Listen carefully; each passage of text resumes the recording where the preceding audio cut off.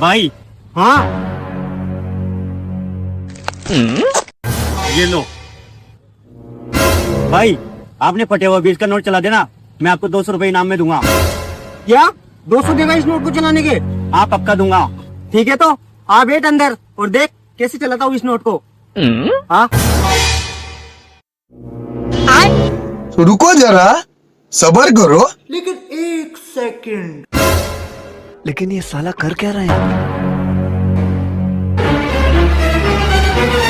Low भाई, एक मस्ताना देना।